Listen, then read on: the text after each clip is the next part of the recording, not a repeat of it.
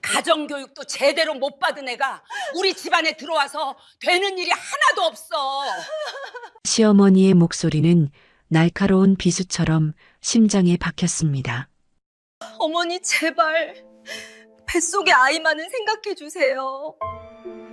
차가운 거실 바닥에 무릎을 꿇고 애원했지만 돌아온 것은 경멸이 가득한 눈빛뿐이었습니다. 부모 없이 자랐다는 이유로 평생 받아온 서름보다 내 아이마저 부정당하는 이 순간이 더 뼛속 깊이 시렸습니다. 그날 저는 처음으로 깨달았습니다.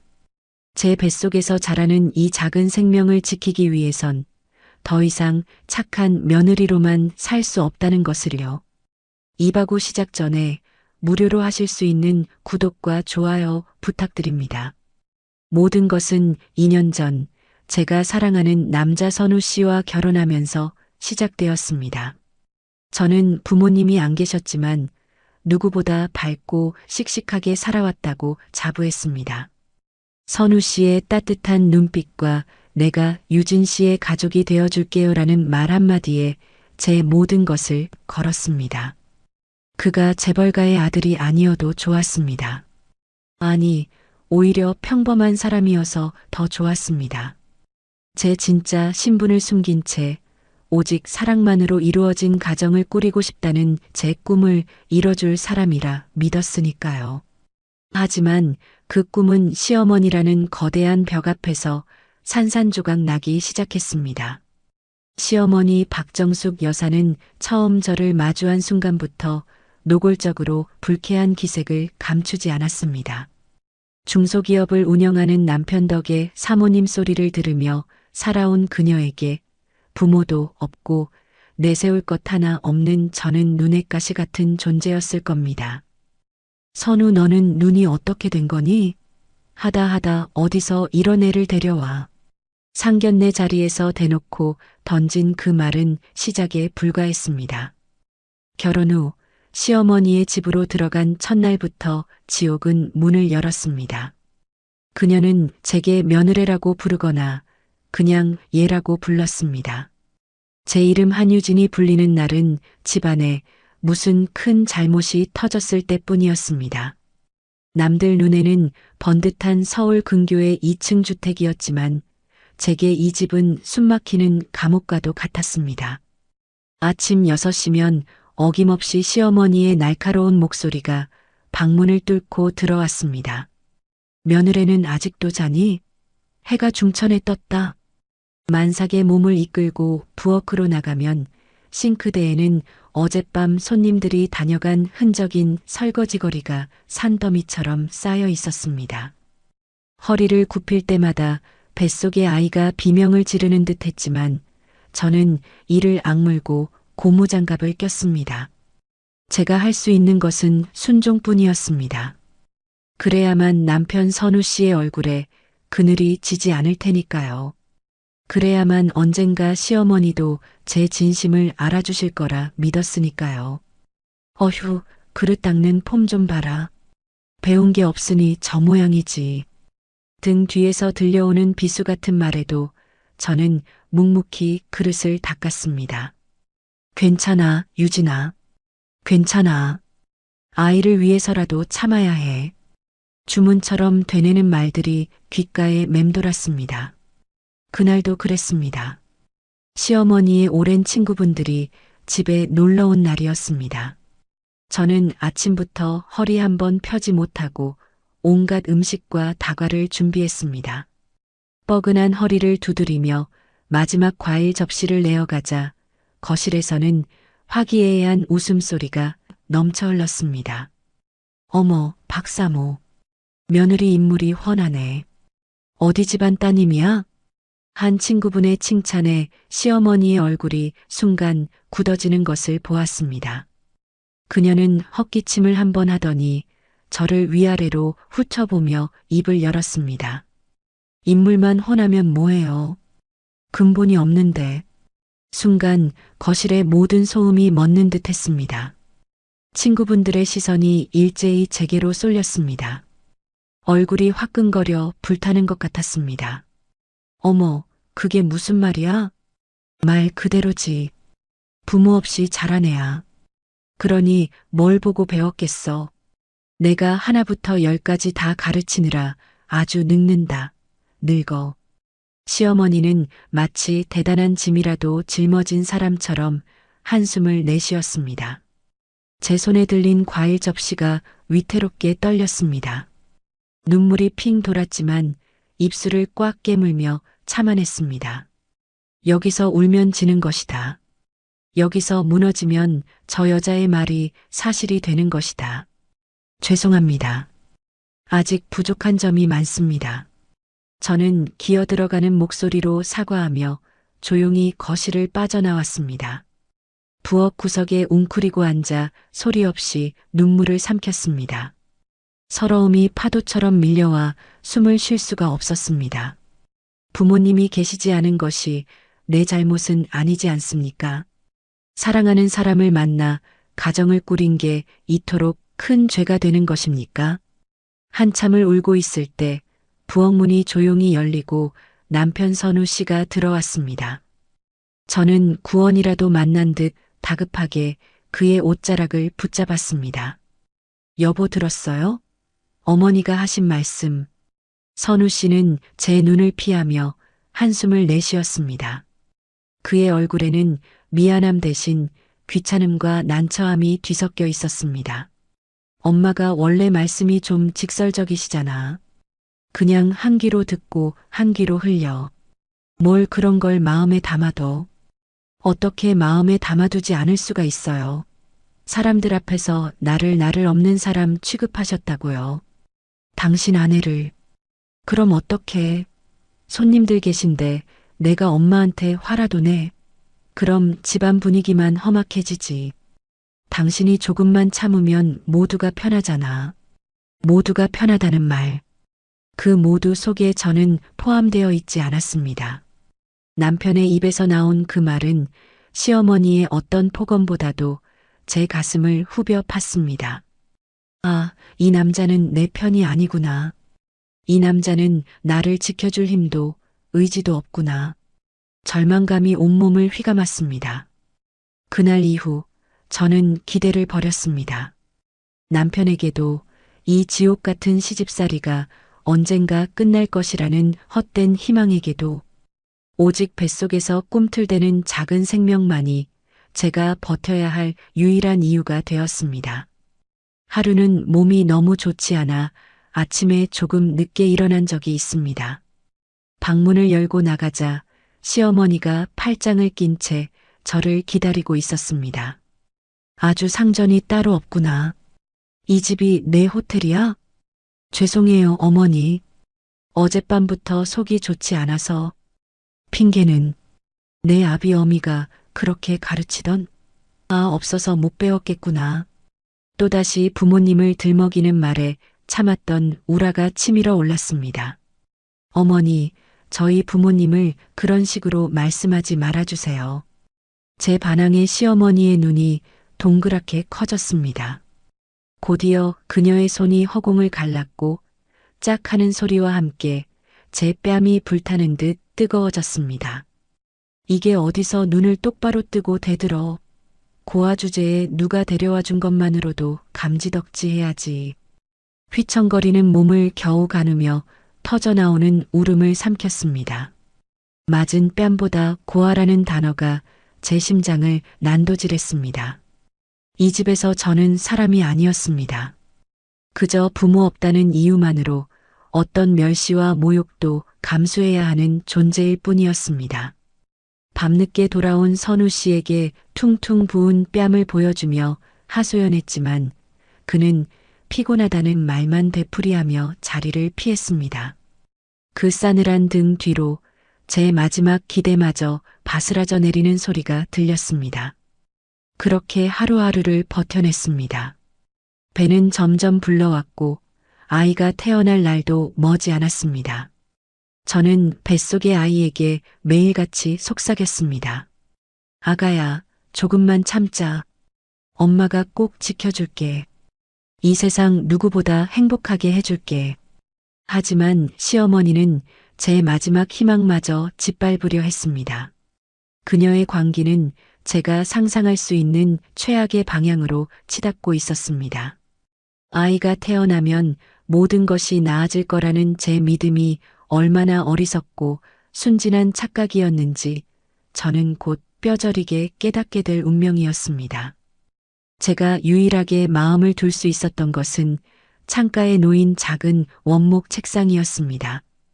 결혼 전 아르바이트를 몇 달씩 해가며 번 돈으로 장만한 제 첫 가구였습니다. 그 위에 작은 화분을 올려두고 뱃속 아이를 위한 뜨개질을 할 때면 지옥 같은 이 집에서도 잠시나마 숨을 쉴 수 있었습니다. 그 책상만이 온전히 제 것이었고 제 지난 시간의 땀과 노력을 증명해주는 유일한 흔적이었습니다. 그날 아침 시어머니는 웬일인지 외출 준비를 서두르며 제게 말했습니다. 오늘 집안 대청소 좀 해야겠다.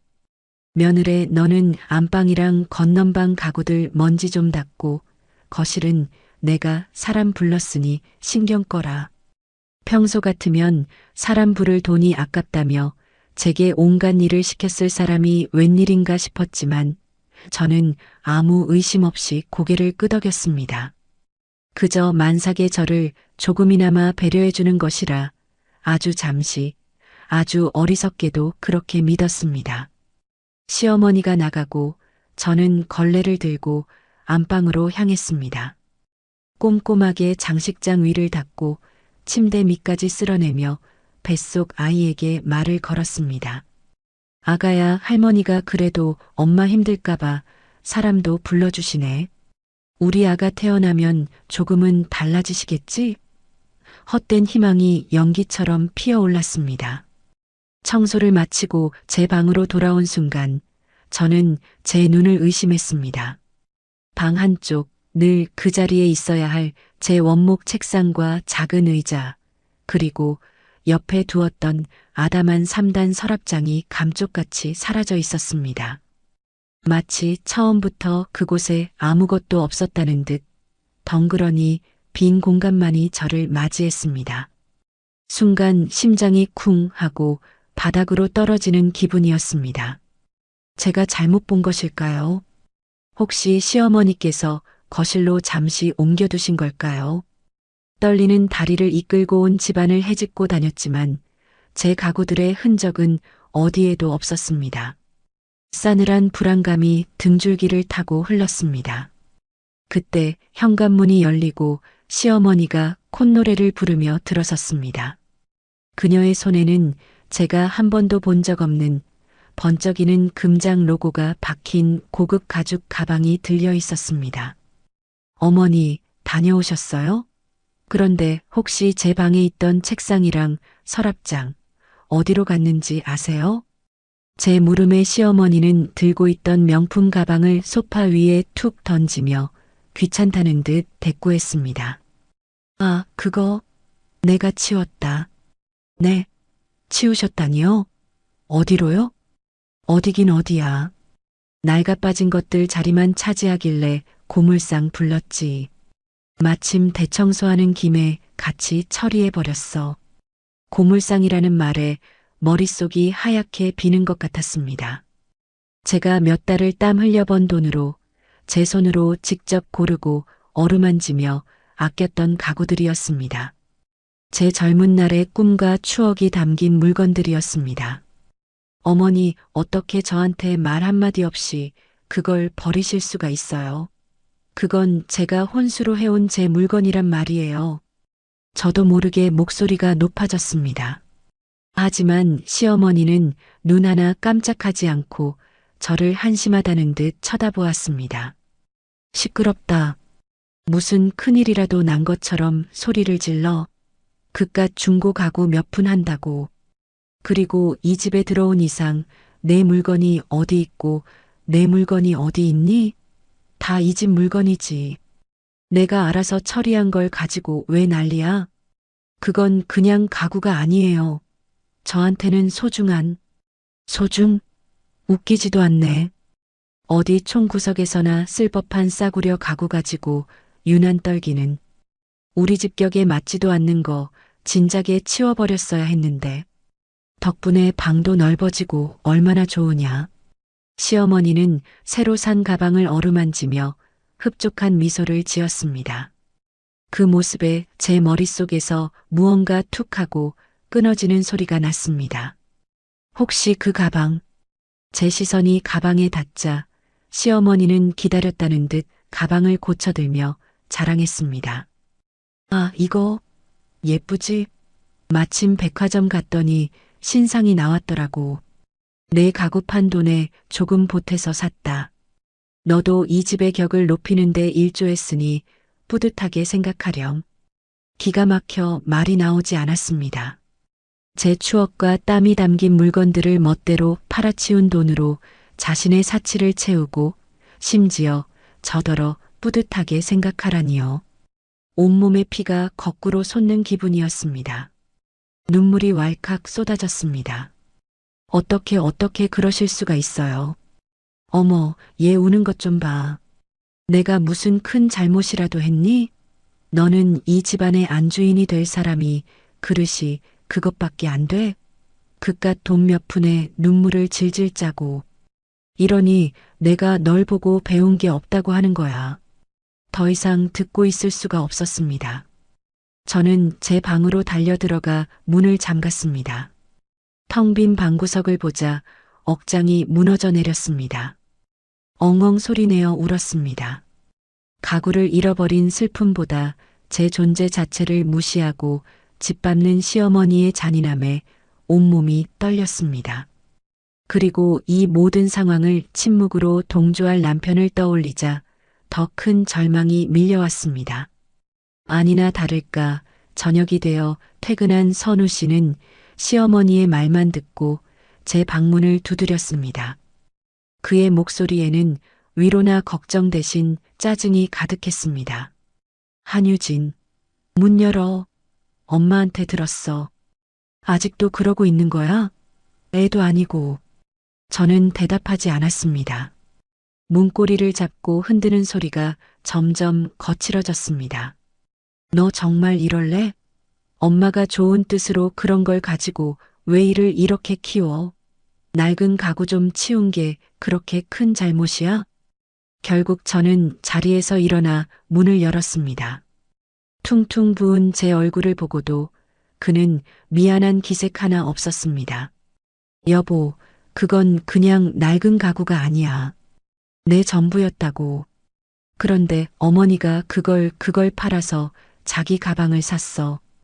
당신은 이게 아무렇지도 않아? 제 물음에 선우 씨는 깊은 한숨을 내쉬며 머리를 쓸어 넘겼습니다. 그래서 뭐? 엄마가 가방 하나 살 수도 있지. 당신도 곧 애 낳으면 우리 엄마한테 신세질이 많아. 그때 가서 잘 보이려면 지금부터 점수 좀 따놔야 하는 거 몰라? 그냥 좋게 넘어가. 당신이 조금만 참으면 될 일을 왜 이렇게 유난이야? 내가 참으라고? 당신 아내가 받아온 혼수를 당신 어머니가 마음대로 팔아치웠는데 그걸 참으라고? 당신 눈에는 내가 유난 떠는 걸로 보여? 그럼 아니야? 우리 집 돈 아니었으면 당신이 그런 가구라도 해올 수 있었겠어? 엄마 말대로 다 이 집 물건이야. 엄마가 필요해서 좀 썼다는데 며느리가 돼서 그것도 이해 못 해줘? 그의 입에서 나온 말은 시어머니가 뱉은 말보다 더 날카로운 칼이 되어 제 심장을 찔렀습니다. 이 남자는 처음부터 끝까지 제 편이 아니었습니다. 그의 세상에서는 언제나 어머니가 먼저였고 저는 그저 그 평화를 위해 희생해야 하는 존재일 뿐이었습니다. 됐어, 그만해.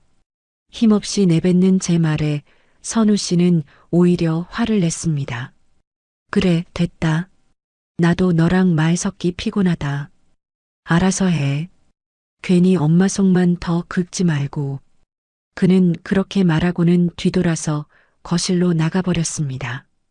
저는 텅 빈 복도에 홀로 서서 멀어지는 그의 뒷모습을 망연자실하게 바라보았습니다.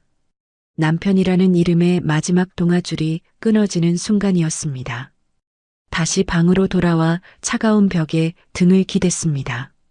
눈물조차 나오지 않았습니다. 마음 한구석, 아주 작은 불씨처럼 남아있던 희망이 완전히 꺼져버린 자리에 차가운 잿더미만이 가득했습니다. 저는 가만히 제 배를 감싸 안았습니다. 아가야, 미안해. 엄마가 너무 약했지. 하지만 이제 아니야. 널 위해서라도 엄마는 더 이상 울지 않을 거야. 텅 빈 방구석을 채우는 것은 더 이상 눈물이 아니었습니다. 그보다 더 차갑고 단단한 어떤 결심이었습니다. 이 지옥에서, 이 모멸감 속에서 내 아이를 지켜낼 방법은 오직 하나뿐이라는 것을 저는 서서히 깨닫고 있었습니다. 남편에 대한 마지막 기대를 접은 후 저는 제 마음의 문을 굳게 닫았습니다. 시어머니의 비난과 남편의 외면은 이제 무뎌진 칼날처럼 느껴졌습니다. 더 이상 상처받지 않기 위해 저는 이 집에서 유령처럼 살기로 했습니다. 꼭 필요한 말이 아니면 입을 열지 않았고 눈에 띄지 않게 조용히 움직였습니다.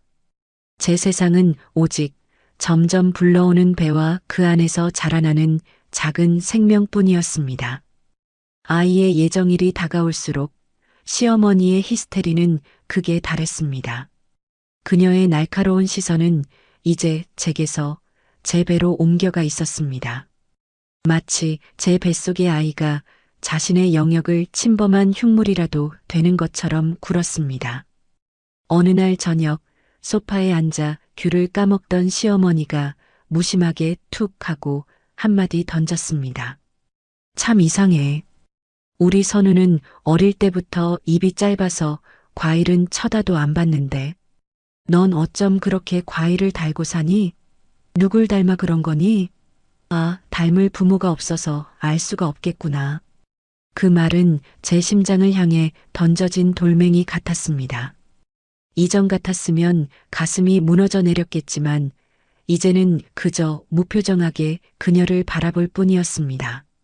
제 침묵이 마음에 들지 않았는지 그녀는 더욱 악랄한 말을 쏟아내기 시작했습니다. 뱃속에 있는 건 누굴 닮았을까 몰라. 어미가 저 모양이니 근본도 모르는 애가 태어나서 우리 집안 대를 잇는다고 생각하면 아주 소름이 끼친다, 소름이 끼쳐. 근본도 모르는 애. 그 말이 제 뱃속의 아이를 향하는 순간 닫혔던 제 마음의 문이 부서지는 소리가 났습니다. 저를 향한 어떤 모욕은 참을 수 있었습니다. 하지만 제 아이만은 아직 세상의 빛도 보지 못한 이 작은 생명만은 안 되었습니다. 어머니, 그 말씀은 너무하셨습니다. 제 아이예요. 그리고 아버님과 어머님의 손주이기도 하고요. 제 반박에 시어머니는 기다렸다는 듯 코웃음을 쳤습니다. 손주? 그걸 내가 어떻게 믿니? 네. 내 말을 내가 어떻게 믿냐고. 부모 얼굴도 모르는 애가 어디서 뭐라고 다니다 우리 순진한 선우를 홀렸는지 누가 알아? 내 뱃속에 있는 게 정말 우리 집안 핏줄이라는 증거라도 있니? 순간 숨이 턱 하고 막혔습니다. 세상이 빙글빙글 도는 것 같았습니다. 제가 지금 무슨 말을 듣고 있는 것일까요? 어떻게 한 가족이라는 사람이 며느리에게, 그것도 만삭의 며느리에게 이런 끔찍한 말을 할 수 있는 걸까요? 어머니, 지금 제정신이세요? 그럼 제정신이지. 나는 내 눈으로 확인하기 전까진 절대 못 믿는다. 아니, 믿을 수가 없지. 세상이 어떤 세상인데. 안 그러니, 선우야? 마침 퇴근해서 들어오던 선우 씨에게 시어머니가 동의를 구했습니다. 선우 씨는 무슨 영문인지도 모른 채 어색하게 웃으며 어머니 옆에 앉았습니다. 무슨 얘기하는데 그래, 엄마? 마침 잘 왔다. 내가 지금 며느리한테 얘기하던 중이었어. 곧 태어날 애 우리 집안 핏줄인지 확인은 하고 넘어가야 하지 않겠냐고. 선우 씨의 얼굴이 하얗게 질렸습니다. 그는 당황한 눈으로 저와 어머니를 번갈아 쳐다보았습니다. 저는 애원하는 눈빛으로 그를 바라보았습니다. 제발 이번만은 당신의 아내와 아이를 지켜달라고. 당신 어머니의 저 미친 소리를 멈춰달라고. 엄마, 그게 무슨 말이야. 유진이 뱃속에 있는 애가 당연히 내 애지. 누구에겠어. 너는 아직 세상을 몰라서 그래. 요즘 젊은 것들이 얼마나 영악한데. 제가 너한테 시집 오기 전에 어떻게 살았는지 내가 뭘 알아? 겉만 멀쩡하다고 속까지 깨끗한 건 아니지.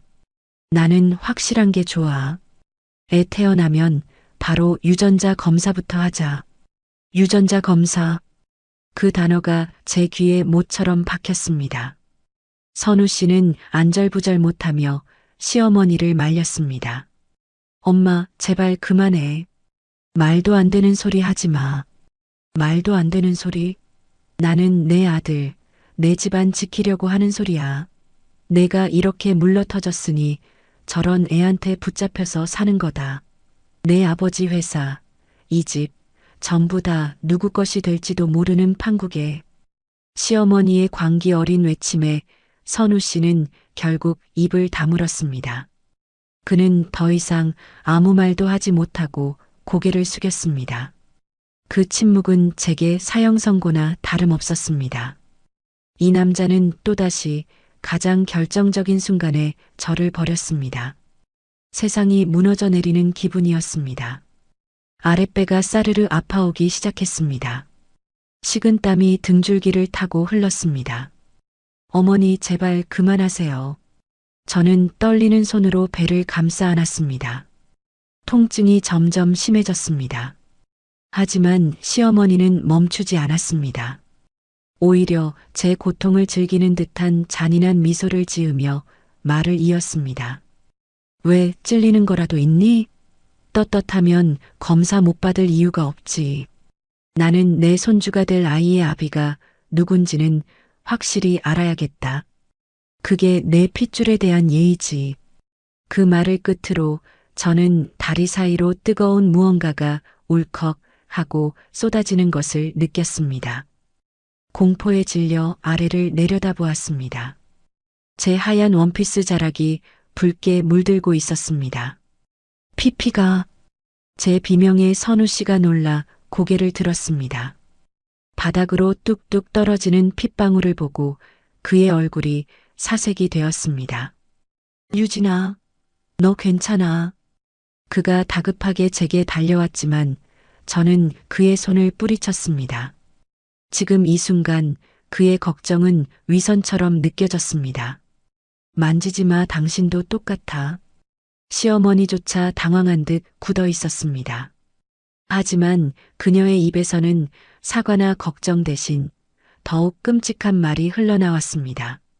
어머머, 저것 봐. 연기하는 거 아니야? 내가 뭐 틀린 말 했다고 저렇게 유난을 떨어? 아랫배의 통증이 칼로 애는 듯 극심해졌습니다.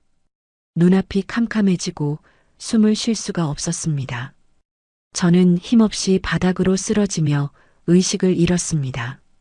마지막으로 제 눈에 들어온 것은 여전히 저를 의심의 눈초리로 쳐다보는 시어머니의 잔인한 얼굴과 어쩔 줄 몰라 하며 발만 동동 구르는 남편의 무력한 모습이었습니다. 차렸을 때 저는 병원 침대 위에 누워 있었습니다. 코끝을 찌르는 소독약 냄새에 여기가 어디인지 실감할 수 있었습니다. 가장 먼저 떠오른 것은 뱃속의 아이였습니다. 저는 미친 듯이 제 배를 더듬었습니다. 다행히 배는 여전히 불러 있었습니다. 아가. 눈물이 비오듯 쏟아졌습니다. 그때 병실 문이 열리고 의사가 들어왔습니다.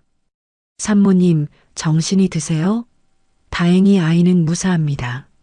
하지만 스트레스로 인한 조상기가 심하니 절대 안정을 취하셔야 합니다. 조금만 늦었으면 정말 큰일 날 뻔했습니다.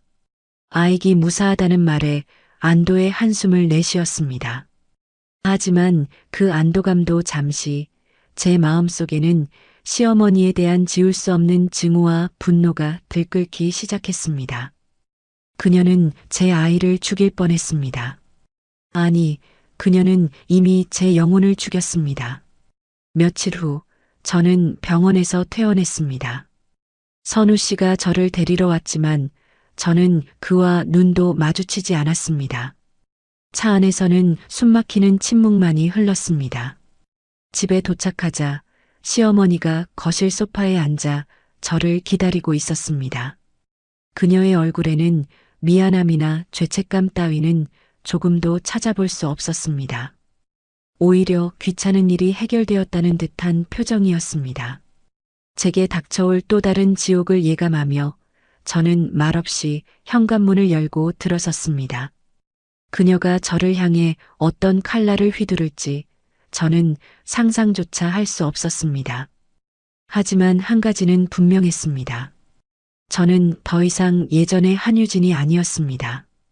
제 안에 무언가는 이미 죽었고 그 자리에는 아이를 지켜야 한다는 본능과 지독한 복수심만이 남아 있었습니다.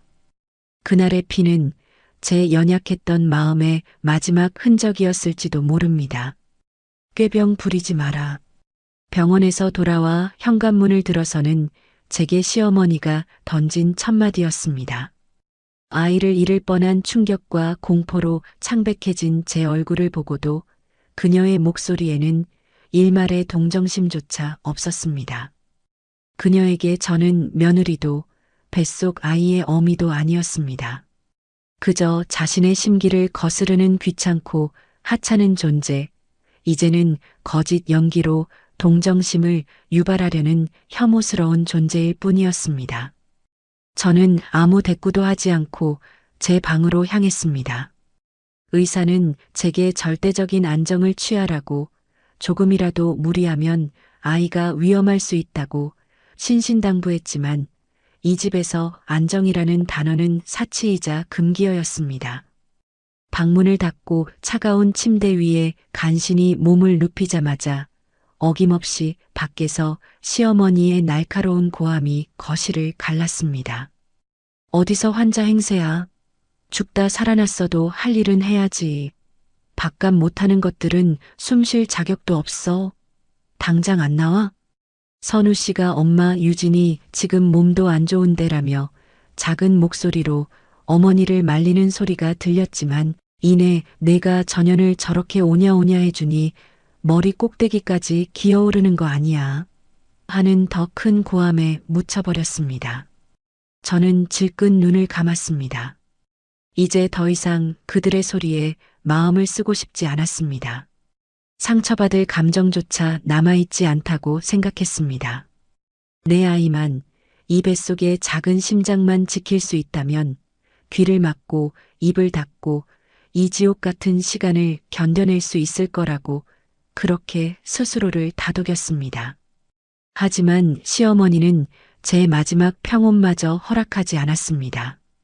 저녁 시간이 되어도 제 방문은 열리지 않았고 굶주림에 어지러웠지만 차마 나갈 용기가 나지 않았습니다. 그때 문 밖에서 선우 씨의 목소리가 들렸습니다. 유진아, 저녁 먹어야지. 아주 잠시 그가 나를 위해 음식을 가져다 주지 않을까 하는 신락 같은 기대를 했습니다. 문을 열자 그는 빈손으로 서 있었습니다. 그의 얼굴에는 미안함 대신 피곤함이 역력했습니다. 빨리 나와. 엄마 더 화나시기 전에. 결국 저는 무거운 몸을 이끌고 식탁에 앉았습니다. 제 앞에는 차갑게 식어버린 밥 한 공기와 멀건 김칫국이 전부였습니다. 다른 식구들 앞에는 모락모락 김이 피어오르는 갈비찜이 놓여 있었습니다. 먹어. 내 신세에 이만하면 감지덕지지. 저는 말없이 숟가락을 내려놓았습니다. 입맛도 없었지만 그보다 더한 모멸감에 숨이 막혔습니다. 제 행동에 시어머니의 눈초리가 매서워졌습니다. 지금 뭐 하는 짓이야? 차려준 밥상 앞에서 시위라도 하는 거니? 어머니, 저도 사람입니다. 뭐, 사람? 사람 대접받고 싶었으면 사람답게 굴었어야지. 어디서 굴러먹던 뼈다귀인지도 모를 주제에. 결국 그날 밤 저는 굶었습니다. 뱃속 아이에게 미안했지만 그 음식을 목구멍으로 넘기는 순간 제 영혼이 부서져 내릴 것 같았습니다. 그렇게 며칠이 흘렀습니다. 저는 그림자처럼 지냈습니다. 하지만 제 존재 자체가 시어머니에게는 눈엣 가시였습니다. 그날 오후 저는 창가에 앉아 얼마 전 뜨다 만 아기 신발을 마저 뜨고 있었습니다. 작고 하얀 털실 신발을 보고 있으니 잠시나마 이 끔찍한 현실을 잊을 수 있었습니다. 그때 방문이 벌컥 열렸습니다.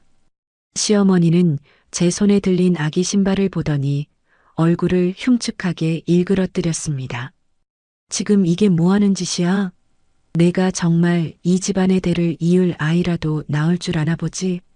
그녀는 제 손에서 아기 신발을 낚아채 바닥에 내던지고는 발로 지시겨 버렸습니다. 하얀 털실이 더러운 먼지와 뒤엉켜 엉망이 되었습니다. 안 돼. 제가 비명을 지르며 그것을 주우려 하자 그녀는 제 머리채를 거칠게 잡아챘습니다. 이게 아직도 정신을 못 차렸네. 그녀는 제 머리채를 잡은 채로 저를 거실로 끌고 나갔습니다. 그리고 다짜고짜 제 옷가지를 담은 서랍을 열어 내용물을 모두 바닥에 쏟아붓기 시작했습니다. 어머니, 지금 뭐 하시는 거예요? 제발 그만하세요. 제가 놀라 그녀를 말리려 하자 그녀는 비웃음을 흘리며 제게 말했습니다. 뭐 하긴. 내 더러운 짐 싸주는 거지. 이제 이 집에서 내가 있을 곳은 없으니까. 꼴도 보기 싫어. 네. 그게 무슨. 못 알아듣겠어? 나가라고. 너 같은 불행 덩어리를 더는 이 집에 둘 수 없어. 내가 들어오고 나서부터 우리 집안에 우환만 꼈어. 그녀는 제 결혼 사진이 담긴 액자를 집어들어 벽에 힘껏 내동댕이 쳤습니다. 와장창 하는 굉음과 함께 유리가 산산조각 났습니다. 부서진 액자 속에서 세상 가장 행복한 표정으로 웃고 있던 제 모습이 날카로운 유리 파편처럼 처참하게 찢겨 있었습니다. 어머니, 제발 이러지 마세요. 저는 곧 아이를 낳아야 할 몸이에요. 이 한겨울에 밤중에 어디로 가라고 이러세요. 저는 그녀의 바짓가랑이를 붙잡고 애원했습니다.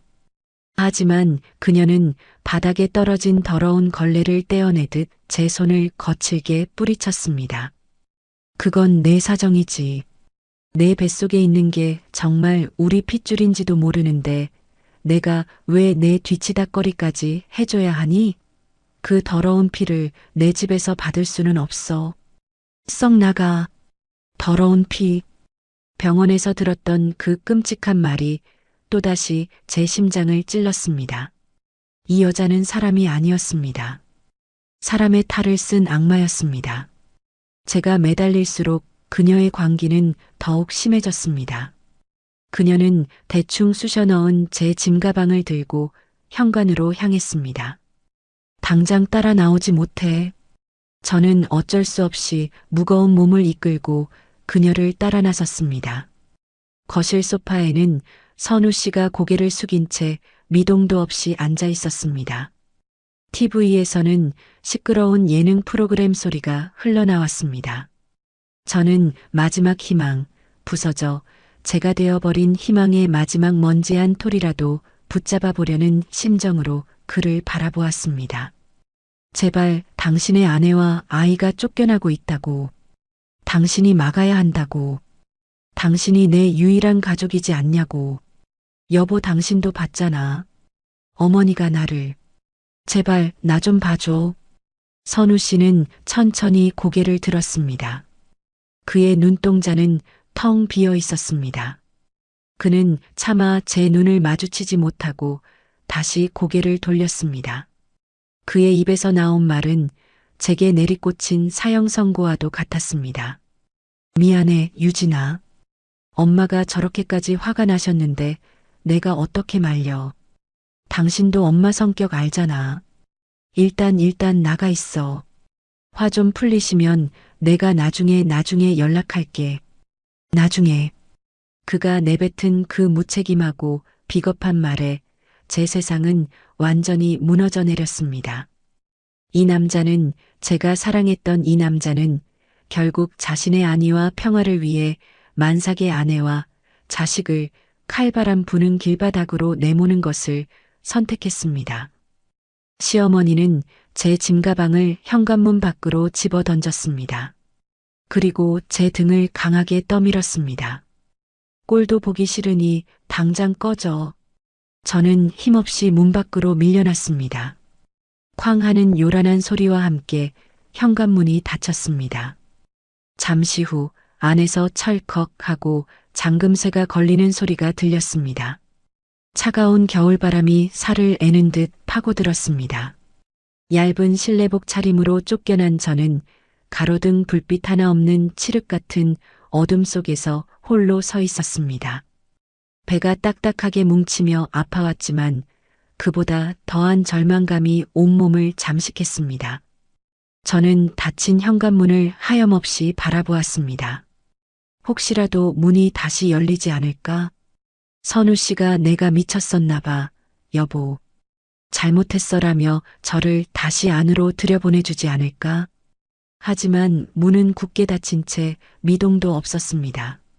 잠시 후 집안에서는 시끄럽게 울리던 TV 소리가 잦아들고 희미한 웃음소리가 새어나오는 듯 했습니다.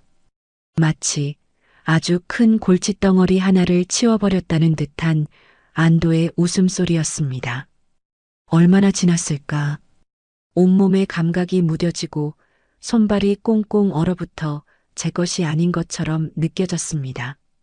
이대로 길바닥에서 아이와 함께 얼어 죽는구나 하는 생각이 들었습니다. 저는 떨리는 손으로 휴대폰을 꺼내 들었습니다. 단축번호 1번. 그것은 제 마지막 희망이자 과거와의 완전한 단절을 의미하는 버튼이었습니다. 제 자존심, 제 신념, 평범한 사랑을 위해 모든 것을 버렸던 제 과거를 모두 내려놓고 저는 그 번호를 길게 눌렀습니다. 신호음이 몇 번 가지 않아 언제나처럼 침착하고 낮은 목소리가 들려왔습니다. 아가씨, 괜찮으십니까? 그 목소리를 듣는 순간 얼어붙었던 눈에서 뜨거운 눈물이 폭포수처럼 쏟아져 내렸습니다. 저는 아무 말도 하지 못하고 그저 흐느끼기만 했습니다. 아가씨, 지금 어디 계십니까? 무슨 일 있으신 겁니까? 전화기 너머로 김 비서님의 다급한 목소리가 들려왔습니다. 저는 겨우 입을 열어 이 지옥 같은 집의 주소를 말했습니다. 김 비서님, 저 좀 살려주세요. 그 말을 끝으로 저는 정신을 잃고 차가운 시멘트 바닥으로 쓰러졌습니다. 매서운 겨울바람이 제 뺨을 스쳐 지나갔습니다. 어둠 저편에서 여러 대의 자동차 헤드라이트 불빛이 번개처럼 이쪽을 향해 다가오는 것 같았습니다. 그것이 제가 기억하는 마지막 장면이었습니다. 정신을 잃기 직전 보았던 헤드라이트 불빛은 환상이 아니었습니다. 제가 눈을 떴을 때 제 몸은 차갑고 딱딱한 시멘트 바닥이 아닌 부드러운 가죽 시트 위에 뉘어 있었습니다. 익숙한 소독약 냄새 대신 은은한 방향제 향기가 코끝을 맴돌았습니다. 희미한 시야 속으로 운전석에 앉은 김 비서님의 단단한 옆모습과 걱정이 가득한 눈으로 저를 내려다보는 비서실 소속 여직원의 얼굴이 보였습니다. 아가씨, 정신이 드십니까? 김 비서님의 목소리에 안도감과 함께 지난 몇 시간 동안 겪었던 지옥 같은 일들이 한꺼번에 밀려왔습니다. 시어머니의 폭언, 남편의 외면, 한겨울밤의 추위와 공포, 그리고 그 모든 것을 견뎌야 했던 뱃속의 아이. 눈물이 다시 왈칵 쏟아졌습니다. 비서님, 저 어떻게 해요? 여직원이 따뜻한 담요로 제 몸을 감싸주며 조용히 등을 토닥여 주었습니다. 김 비서님은 백미러로 제 상태를 살피며 낮고 단호한 목소리로 말했습니다. 걱정 마십시오, 아가씨. 이제 다 괜찮습니다. 회장님께는 이미 보고 드렸습니다. 지금 유성그룹 산하의 VIP 병원으로 가고 있습니다. 회장님, 까마득하게 잊고 지냈던, 아니, 잊으려고 애썼던 단어였습니다. 평범한 사랑을 꿈꾸며 제 발로 걸어 나왔던 그 화려한 세계. 하지만 그 세계만이 지금 저와 제 아이를 지켜줄 수 있는 유일한 동아줄이었습니다. 차가 부드럽게 출발했습니다. 저는 차창 밖으로 빠르게 멀어지는 그 집을, 제가 한때 가정이라 믿었던 그 지옥을 무표정하게 바라보았습니다. 창문에 비친 제 모습은 낯설기만 했습니다. 눈물과 먼지로 범벅이 된 초라한 행색이었지만 제 눈동자 속에는 이전에는 볼 수 없었던 차갑고 단단한 불꽃이 타오르고 있었습니다. 한편 집안의 박정숙과 김선우는 바깥의 소란에 잠이 깬 상태였습니다. 처음에는 그저 동네를 지나가는 차 소리려니 했습니다. 하지만 여러 대의 고급 세단이 경광등도 없이 조용하지만 신속하게 집 앞을 에워싸고 검은 정장을 입은 남자들이 일사불란하게 움직이는 것을 보고는 심상치 않은 일임을 직감했습니다. 여보, 밖에 저거 뭐야? 무슨 일 났어? 박정숙이 불안한 목소리로 커튼을 살짝 걷고 밖을 내다보며 말했습니다. 그녀의 눈에 들어온 것은 영화에서나 볼 법한 광경이었습니다. 여러 명의 건장한 남자들이 쓰러져 있는 유진을 들것에 조심스럽게 옮기고 그 옆에서 누군가 극진하게 그녀를 보살피는 모습이었습니다. 저거 며느리 아니야? 쟤가 왜 저기 있어? 그리고 저 사람들은 다 누구야? 선우 역시 창가로 다가가 밖을 내다보았습니다. 그의 눈이 경악으로 커졌습니다. 길바닥에 쓰러져 있던 아내가 최고급 세단의 뒷좌석으로 옮겨지고 그 주변을 에워싼 남자들은 한눈에 봐도 평범한 사람들이 아니었습니다. 마치 VIP를 경호하는 전문 요원들처럼 보였습니다. 엄마 저 차 저거 최고급 외제차 아니야? 우리나라에 몇 대 없는 차인데. 선우가 떨리는 목소리로 말했습니다.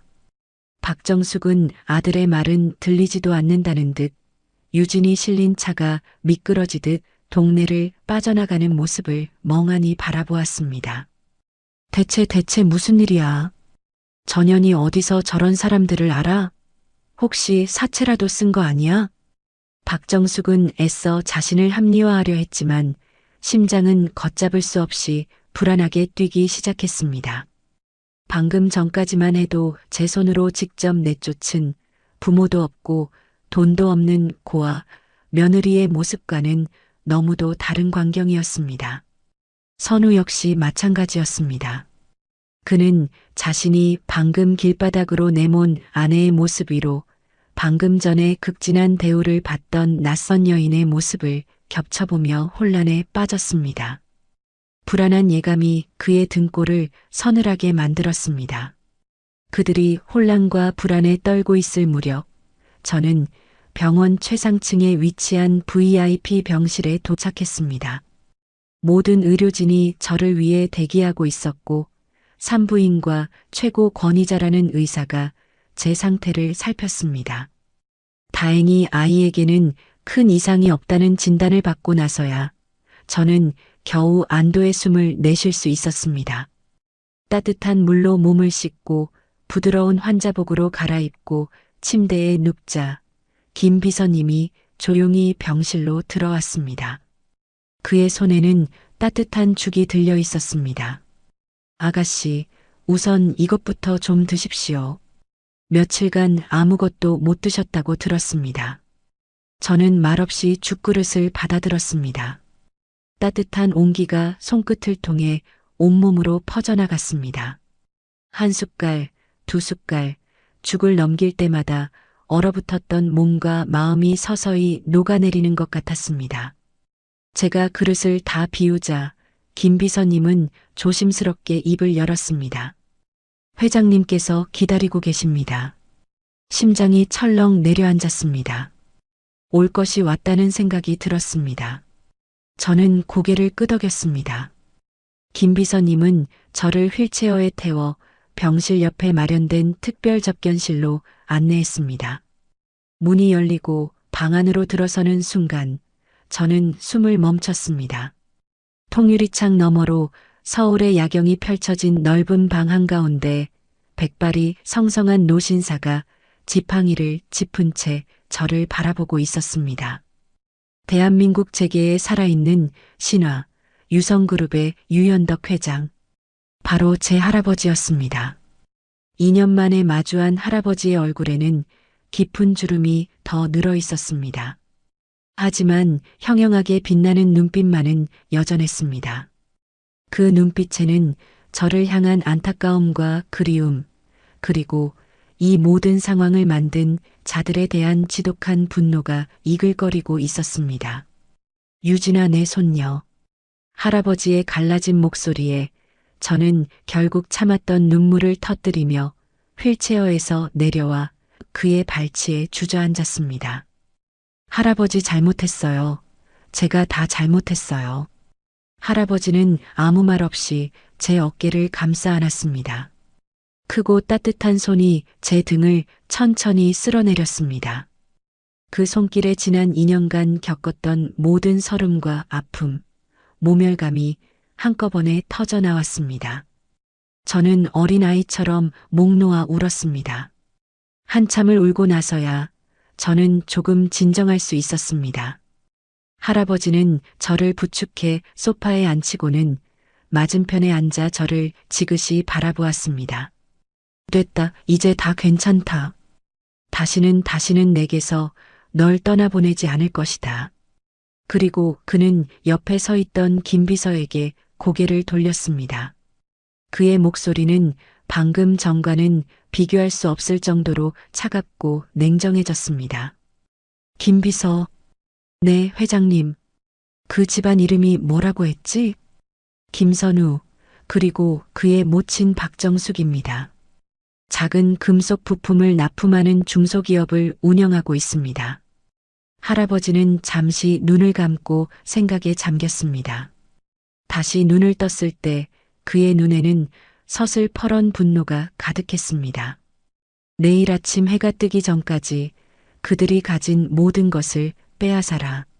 그들이 운영하는 회사는 물론 살고 있는 집, 타고 다니는 차, 은행에 있는 돈 한 푼까지 전부.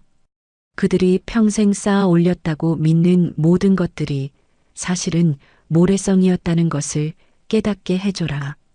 내 손녀와 내 증손주가 길바닥에서 겪었을 고통과 공포를 그들도 똑같이, 아니, 그 100배, 1000배로 느끼게 해. 당장. 알겠습니다, 회장님. 김 비서님은 짧게 대답하고는 소리 없이 방을 나갔습니다. 방 안에는 다시 저와 할아버지 둘만 남았습니다. 할아버지는 다시 제게로 시선을 돌리고 제 손을 따뜻하게 잡아주었습니다. 유진아, 이제부터는 내가 하고 싶은 대로 하거라. 용서하고 싶으면 용서하고 복수하고 싶으면 복수해라. 이 할아비는 내가 어떤 선택을 하든 내 뒤에 서 있을 것이다. 너는 더 이상 혼자가 아니다. 저는 할아버지의 손을 마주 잡았습니다. 제 눈에서는 더 이상 눈물이 흐르지 않았습니다. 대신 제 심장 속에서 차갑게 타오르는 복수심이 온몸으로 퍼져나가는 것을 느꼈습니다. 가난하고 힘없는 고아 한유진은 어젯밤 그 차가운 길바닥에서 죽었습니다. 이제 남은 것은 유성그룹의 유일한 상속녀, 그리고 제 아이를 지키기 위해서라면 악마와도 손을 잡을 수 있는 독한 어미 한유진뿐이었습니다. 박정숙, 그리고 김선우. 당신들이 내게서 앗아간 모든 것들을 나는 이제 당신들에게서 남김없이 빼앗아 올 것입니다. 이것은 내 복수의 시작일 뿐입니다. 다음 날 아침, 박정숙과 김선우의 아침은 지옥의 서막과 함께 시작되었습니다. 저를 내쫓은 후 모처럼 편안한 밤을 보냈다고 생각한 그들의 평화는 한 통의 전화로 산산조각 났습니다. 아침 식사를 하려던 선우 씨에게 그의 아버지, 즉 박정숙의 남편이자 회사 사장인 김영철에게서 다급한 전화가 걸려온 것이었습니다. 선우야, 큰일 났다. 지금 당장 회사로 와봐. 전화기 너머로 들려오는 아버지의 목소리는 평소의 근엄함은 온데간데 없이 공포와 절망으로 가득 차 있었습니다. 무슨 영문인지도 모른 채 회사로 달려간 선우 씨가 마주한 것은 아수라장이었습니다.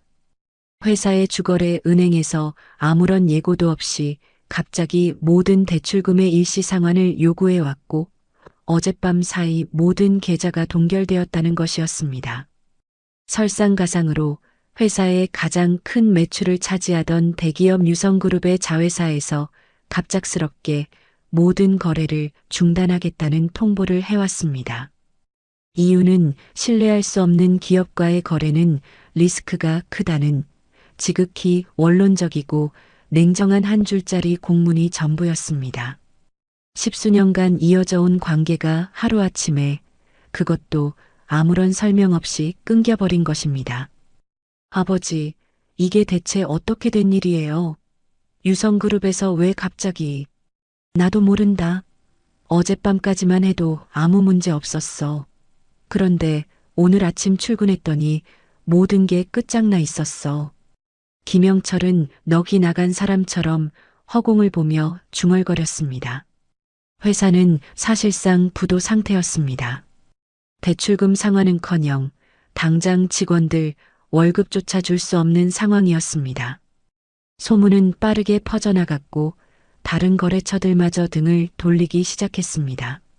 그들이 십수년간 쌓아 올렸다고 믿었던 회사는 단 몇 시간 만에 모래성처럼 허물어져 내리고 있었습니다. 같은 시각 집에 남아있던 박정숙에게도 재앙은 들이닥쳤습니다. 법원에서 나왔다는 사람들이 들이닥쳐 집안 곳곳에 붉은색 압류 딱지를 붙이기 시작한 것입니다. 이게 무슨 짓들이에요? 여긴 내 집이야. 당신들 뭔데 남의 집에 와서 행패야. 박정숙이 머리를 풀어헤치고 악을 쓰며 달려들었지만 법원 집행관은 차가운 표정으로 서류를 내밀었습니다. 김영철 씨 소유의 모든 자산에 대한 가압류 결정이 내려졌습니다. 운영하시던 회사의 부도로 인해 담보로 잡혀있던 이 집을 포함한 모든 부동산과 동산이 압류됩니다. 부도라니.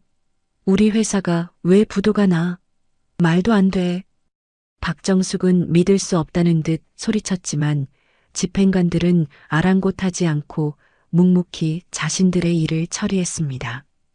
그녀가 아끼던 고급 소파에도 이탈리아에서 직수입했다며 자랑하던 대리석 식탁에도 그리고 어제 갓 사온 번쩍이는 명품 가방에도 예외 없이 붉은 딱지가 붙었습니다.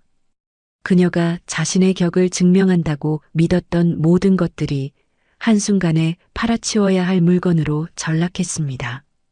그제야 박정숙의 머릿속에 어젯밤의 일이 스쳐 지나갔습니다. 길바닥에 쓰러져 있던 며느리, 그녀를 둘러싸고 있던 검은 정장의 남자들, 그리고 순식간에 사라졌던 최고급 재단. 설마 했던 불안감이 현실이 되어 그녀의 목을 조여왔습니다. 그년 짓이야. 박정숙은 미친 사람처럼 중얼거리며 밖으로 뛰쳐나갔습니다. 하지만 그녀를 기다리는 것은 아무것도 없었습니다. 그녀는 그제야 깨달았습니다. 자신이 얼마나 어리석고 무지했는지를. 자신이 벌레처럼 여기고 짓밟았던 며느리가 사실은 자신들의 목숨줄을 쥐고 흔들 수 있는 무서운 존재였다는 것을요. 그 모든 상황은 VIP 병실에 누워있는 제게 실시간으로 보고되고 있었습니다. 김 비서님은 한치의 감정도 섞지 않은 목소리로 그들의 몰락을 담담하게 브리핑했습니다. 김선우에 붙인 김영철 소유의 영철 금속은 오늘 오전부로 최종 부도 처리되었습니다. 자택을 포함한 모든 자산은 압류되었으며 24시간 내에 퇴거 조치가 이루어질 예정입니다. 현재 박정숙과 김선우는 망연자실한 상태로 서로에게 책임을 전가하며 다투고 있는 것으로 확인됩니다. 저는 창밖을 바라보며 말없이 그의 보고를 들었습니다. 창문에는 복수심에 불타는 제 얼굴 대신 평온하고 냉정한 표정의 낯선 여자가 비치고 있었습니다. 그들의 비명과 절규가 들리는 듯 했지만 제 마음은 놀라울 정도로 고요했습니다. 동정심? 죄책감? 그런 감정들은 어젯밤 그 차가운 길바닥에 모두 버리고 왔습니다. 저는 김 비서님에게 물었습니다. 그 사람들은 이제 어디로 가게 되나요? 아마도 당분간은 찜질방이나 값싼 여관을 전전하게 될 겁니다. 모든 금융 거래가 막혔고 신용불량자로 등록되어 그 어떤 경제활동도 불가능한 상태입니다. 주변 지인들 역시 유성그룹의 조치라는 것을 알고는 모두 등을 돌렸습니다. 저는 고개를 끄덕였습니다. 이것은 시작에 불과했습니다. 제가 겪었던 고통과 모멸감에 비하면 이 정도는 아무것도 아니었습니다. 오후가 되자 할아버지께서 병실로 찾아오셨습니다. 그의 얼굴에는 만족스러운 미소가 걸려 있었습니다. 유진아, 몸은 좀 어떠냐? 괜찮아요, 할아버지. 덕분에요. 그래. 이제 마음고생은 그만하고 몸조리에만 신경 쓰거라. 나머지는 이 할아비가 다 알아서 할 테니. 저는 할아버지를 보며 조용히 입을 열었습니다. 아니요, 할아버지. 이제부터는 제가 직접 하고 싶어요. 제 말에 할아버지의 눈이 조금 커졌습니다. 저는 흔들림 없는 눈빛으로 그를 마주보며 말했습니다. 지난 2년간 저는 제 이름도 제 인생도 없이 살았어요. 하지만 이제는 아니에요. 한유진으로 그리고 제 아이의 엄마로 제 손으로 직접 모든 것을 끝내고 싶어요. 그리고 다시 시작하고 싶고요. 할아버지, 제가 유성그룹의 이름을 잠시 빌릴 수 있도록 허락해 주세요. 제 단호한 모습에 할아버지는 잠시 저를 바라보더니 이내 크게 웃음을 터뜨렸습니다. 하하, 그래. 그거야. 그 눈빛이야. 역시 내 손녀다워. 그래, 얼마든지 하거라. 유성그룹은 이제부터 내 손에 달렸다. 내가 휘두르는 칼이 되고 방패가 되어줄 것이다. 내가 원하는 대로 세상을 한번 흔들어 보아라. 할아버지의 허락을 받은 저는 김 비서님을 통해 그들에게 마지막 자비를 베풀었습니다. 그들이 제게 했던 것처럼 저 역시 그들에게 선택권을 주기로 한 것입니다. 그날 저녁 찜질방 구석에서 컵라면으로 끼니를 때우고 있던 박정숙과 김선우에게 검은 정장을 입은 남자가 찾아왔습니다. 그는 두 사람 앞에 작은 명함 한 장을 내려놓았습니다. 명함에는 유성그룹 법무팀이라는 글자와 함께 변호사의 이름이 적혀 있었습니다. 한유진님께서 전화라고 하셨습니다. 변호사는 가방에서 2개의 서류 봉투를 꺼내 그들 앞에 놓았습니다. 하나는 이혼 서류입니다. 김선우 씨는 위자료 청구 소송까지 당하고 싶지 않으시다면 군말 없이 도장을 찍으시는 게 좋을 겁니다. 재산 분할? 지금 당신들 명의로 된 재산은 단 1원도 남아있지 않으니 꿈도 꾸지 마십시오. 선우 씨는 하얗게 질린 얼굴로 서류를 받아들었습니다. 그의 손이 사시나무처럼 떨렸습니다. 변호사는 이어서 박정숙을 향해 다른 봉투를 내밀었습니다. 그리고 이것은 박정숙 씨에게 드리는 마지막 기회입니다. 한유진님께서 당신이 저지른 모든 폭언과 폭행, 명예훼손에 대한 증거를 확보하고 계십니다. 이대로라면 당신은 남은 여생을 감옥에서 보내게 될 수도 있습니다. 박정숙의 입에서 컥 하는 소리가 터져 나왔습니다. 하지만 한유진님께서는 마지막 자비를 베푸시기로 하셨습니다. 내일 오전 10시까지 당신이 그토록 무시하고 짓밟았던 며느리 한유진님 앞에 무릎 꿇고 진심으로 사죄하십시오. 당신의 사죄가 진심이라고 판단되면 형사고소는 취하해 주시겠다고 하셨습니다. 물론 당신들이 저지른 죗값은 평생 갚으며 살아야겠지만요. 선택은 당신들의 몫입니다. 변호사는 그 말을 남기고 호련히 사라졌습니다. 박정숙과 김선우는 넋이 나간 채 자신들 앞에 놓인 2개의 서류 봉투를 번갈아 쳐다보았습니다. 하루아침에 천국에서 지옥으로 떨어진 그들은 이제야 자신들이 건드린 상대가 누구였는지, 그리고 자신들이 어떤 대가를 치르게 될 것인지를 뼈저리게 깨닫고 있었습니다. 저는 병실 창가에 서서 멀리 어두워지는 하늘을 바라보았습니다. 내일 그들은 어떤 선택을 할까요? 하지만 어떤 선택을 하든 제 복수는 이제 막 시작되었을 뿐입니다. 그들이 제게 주었던 절망과 고통을 저는 이제부터 차근차근 남김없이 되돌려 줄 것입니다. 다음 날 오전 10시, 저는 병실 소파에 앉아 창밖을 내다보고 있었습니다. 어젯밤 변호사가 그들에게 전한 시간입니다. 과연 그들은 어떤 선택을 했을까요? 제게 무릎을 꿇는 굴욕을 택할 것인가, 아니면 마지막 남은 자존심을 지키고 법의 심판을 받을 것인가. 사실 어느 쪽이든 상관없었습니다. 제게 중요한 것은 그들이 자신들의 선택으로 인해 가장 비참한 나락으로 떨어지는 모습을 제 눈으로 직접 확인하는 것이었으니까요. 얼마 지나지 않아 병실 문 밖에서 소란스러운 소리가 들려왔습니다.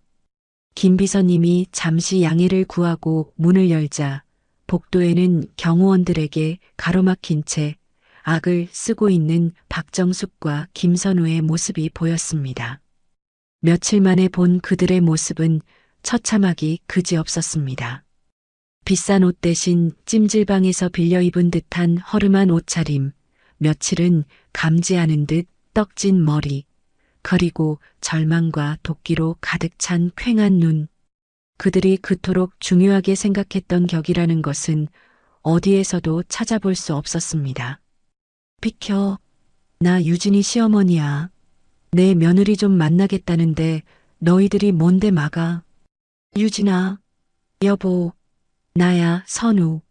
제발 얼굴 좀 보여줘. 저는 말없이 손짓으로 그들을 안으로 들여보내라고 지시했습니다. 경호원들이 길을 열어주자 2사람은 비틀거리며 병실 안으로 들어왔습니다. 그리고 저를 발견하는 순간 그들의 얼굴에는 각기 다른 감정이 스쳐 지나갔습니다. 박정숙의 눈에는 경악과 시기, 그리고 일말의 기대감이, 선우 씨의 눈에는 후회와 비굴함, 그리고 이해할 수 없다는 혼란이 뒤섞여 있었습니다. 그들은 제가 누워있을 거라고 생각했던 초라한 다인실이 아닌 최고급 호텔 스위트룸을 연상시키는 거대한 VIP 병실의 규모에 압도당한 듯 보였습니다. 그리고 부드러운 실크 가운을 입고 소파에 앉아 차를 마시는 제 모습에서 과거 자신들이 짓밟았던 힘없는 며느리의 흔적은 찾아볼 수 없었을 겁니다. 박정숙이 먼저 정신을 차리고 제게 다가왔습니다. 그리고 그녀는 제가 예상했던 그대로의 행동을 했습니다. 제 발치 앞에 쿵소리가 나도록 무릎을 꿇은 것입니다. 아가, 아니, 유진아, 내가 다 잘못했다. 이 늙은이가 정신이 나가서 귀한 사람을 못 알아보고 내가 죽을 죄를 졌어. 제발 용서해다오.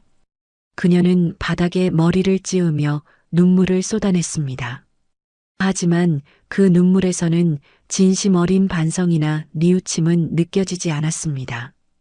오직 이 상황을 모면하고 싶은 절박함과 계산적인 연기만이 엿보일 뿐이었습니다. 선우 씨도 뒤따라 제 옆에 무릎을 꿇었습니다. 유진아, 여보, 미안해. 내가 정말 미쳤었나 봐. 엄마가 무서워서 당신을 지켜주지 못했어. 내가 평생 당신한테 속죄하며 살게. 제발 우리 다시 시작하면 안 될까? 응? 우리 복덩이도 곧 태어나잖아. 복덩이. 한때는 근본도 모르는 애라며 저주를 퍼붓던 그들이 이제는 제 뱃속의 아이를 자신들의 마지막 희망인 양 들먹이고 있었습니다. 저는 찻잔을 내려놓고 바닥에 엎드린 두 사람을 차갑게 내려다보았습니다. 일어나세요. 제 목소리는 저 자신이 듣기에도 놀라울 정도로 냉정했습니다. 아니다, 유진아. 내가 용서해 줄 때까지 나 여기서 안 일어나. 아니, 못 일어나. 일어나시라고요. 더러운 사람들 때문에 이 병실 바닥을 더럽히고 싶지 않아서 그럽니다. 제 말에 두 사람의 어깨가 움찔했습니다. 그들은 마지못해 자리에서 일어났습니다. 저는 자리에서 일어나 그들에게 한 걸음씩 다가갔습니다. 먼저 박정숙의 앞에 섰습니다. 어머니, 어머니라고 부르는 것도 오늘이 마지막이겠네요. 당신이 제게 했던 말들 기억하세요? 부모 없이 자라서 배운 게 없다. 근본도 모르는 애, 더러운 피. 당신이 뱉은 그 모든 말들이 매일 밤 비수가 되어 제 심장을 찔렀습니다. 제가 길바닥에서 얼어 죽을 뻔했을 때 당신은 집 안에서 웃고 있었죠? 박정숙은 아무 말도 하지 못하고 입술만 파르르 떨었습니다. 저는 그녀를 지나쳐 선우 씨의 앞에 섰습니다. 한때 제가 세상 전부라고 믿었던 남자였습니다. 그리고 당신, 김선우 씨. 당신은 나중에 연락할게라고 했죠. 당신의 그 나중이라는 시간 속에서 당신 아내와 아이는 죽어가고 있었습니다. 당신은 방관자가 아니에요. 당신은 당신 어머니와 똑같은 가해자입니다. 아니, 나를 사랑한다고 속삭였던 당신이 더 잔인하고 비겁한 사람이죠. 유진아, 제발 내가 정말 잘못했어. 그가 제 손을 잡으려 했지만 저는 벌레라도 닿은 듯 차갑게 뿌리쳤습니다. 그 더러운 손으로 저와 제 아이를 만지지 마세요. 당신들에게 기회를 주겠다고 했던 건 진심 어린 사과를 기대했기 때문이 아니에요. 당신들이 얼마나 비굴하고 이기적인 인간들인지 내 눈으로 직접 확인하고 싶었을 뿐입니다. 그리고 당신들은 내 기대를 조금도 저버리지 않았네요. 저는 다시 소파로 돌아와 앉았습니다. 그리고 옆에 대기하고 있던 변호사에게 눈짓을 했습니다. 변호사는 준비해온 서류를 그들 앞에 내밀었습니다. 이혼 서류에 도장 찍으세요. 김선우 씨. 위자료는 당신이 평생 벌어도 갚지 못할 금액으로 청구할 겁니다. 물론 당신은 갚을 능력이 없겠죠. 상관없어요. 당신이 평생 가난과 절망 속에서 허덕이는 것, 그게 바로 제가 원하는 위자료니까요. 그리고 박정숙 씨, 당신에 대한 고소는 취하하지 않겠습니다. 당신은 법의 심판을 받게 될 겁니다. 당신이 그토록 자랑스러워하던 아들, 그 아들의 인생을 당신 손으로 직접 망가뜨린 기분이 어떤지 감옥 안에서 평생 곱씹으며 사시길 바랍니다. 제 말에 박정숙의 얼굴이 하얗게 질리다 못해 시퍼렇게 변했습니다. 그녀는 갑자기 제게 달려들며 악을 썼습니다. 이 악독한 년, 내가 어떻게 우리한테 이럴 수가 있어. 우리가 너한테 어떻게 했는데.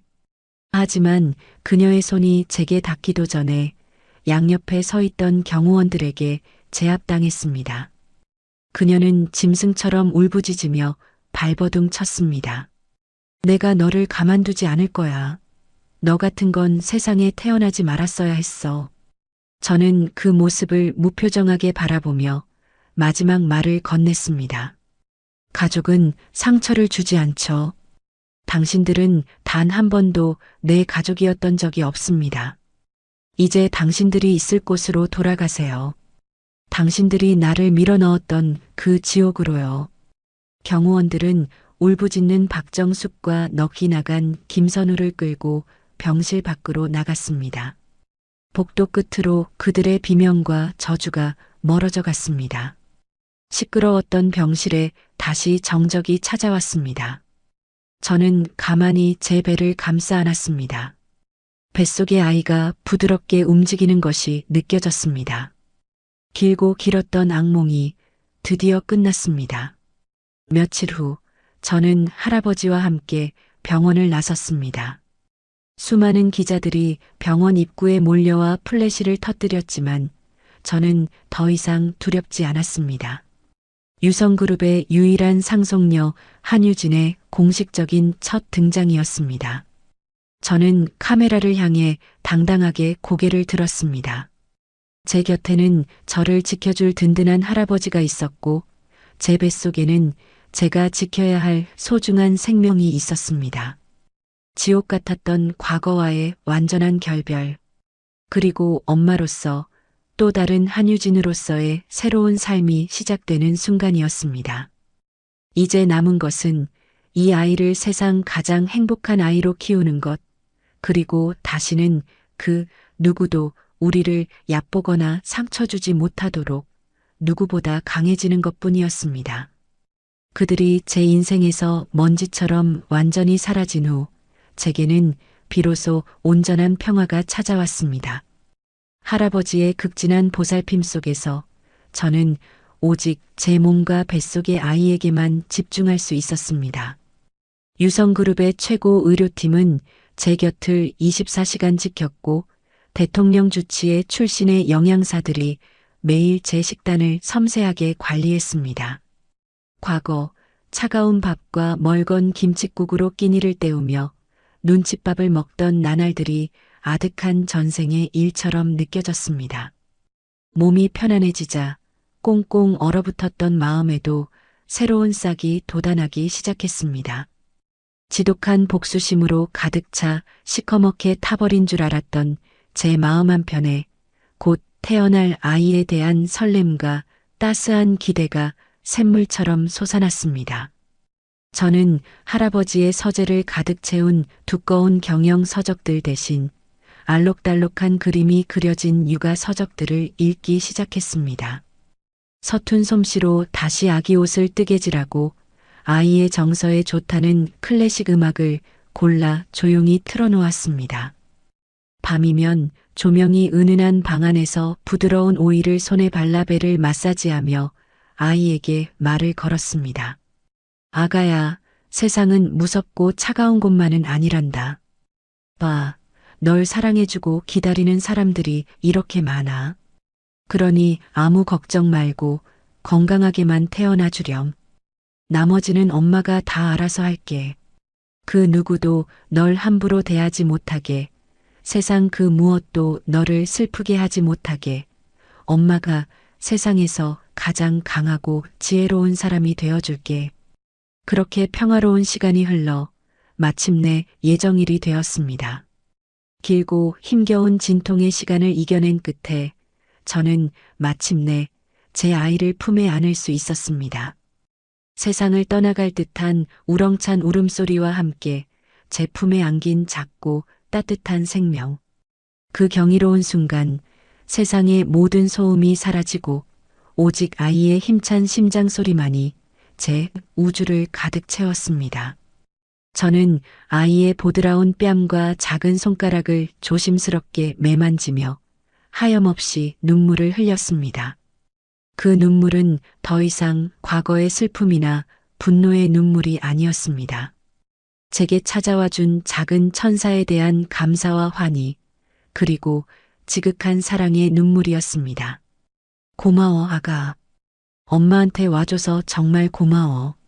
할아버지는 유리 너머로 갓 태어난 증손주를 보며 평생 단 한 번도 보인 적 없는 소년 같은 미소를 지으셨습니다. 그는 제 손을 꼭 잡으며 갈라진 목소리로 말씀하셨습니다. 유진아, 고생했다. 정말 고생 많았어. 내가 우리 유성그룹에 이 늙은이에게 가장 큰 보물을 안겨주었구나. 그 따뜻하고 커다란 손의 온기에 저는 비로소 제가 돌아올 곳으로 무사히 돌아왔음을, 이제는 정말 괜찮다는 것을 실감했습니다. 아이의 이름은 유은성이라고 지었습니다. 할아버지의 성 유와 고요한 밤하늘을 밝히는 빛나는 별이라는 뜻의 은성.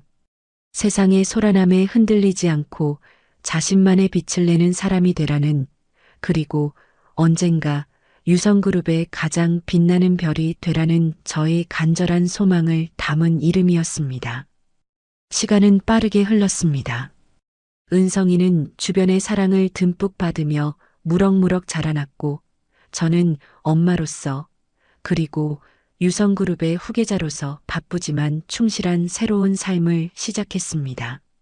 낮에는 수십 명의 임원이 도열한 회의실에서 그룹의 중대한 현안을 보고받고, 날카로운 질문으로 핵심을 꿰뚫으며 미래의 경영인으로서의 자질을 증명해 나갔습니다. 할아버지께서는 때로는 엄한 스승처럼, 때로는 든든한 후원자처럼 제 곁에서 모든 것을 가르쳐 주셨습니다. 처음에는 모든 것이 낯설고 어려웠지만 저는 포기하지 않았습니다.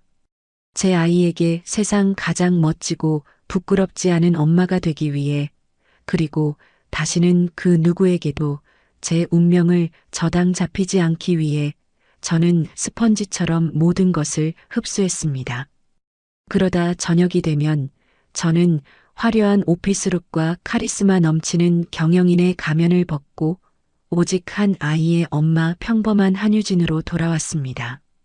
서툴지만 정성을 다해 직접 만든 이유식을 은성이에게 먹이고, 따뜻한 물에 향기로운 거품을 풀어 목욕을 시키고, 포근한 이불 속에서 나지막한 목소리로 자장가를 불러주며 재우는 시간은 제게 가장 큰 행복이자 고된 하루를 보상받는 안식이었습니다.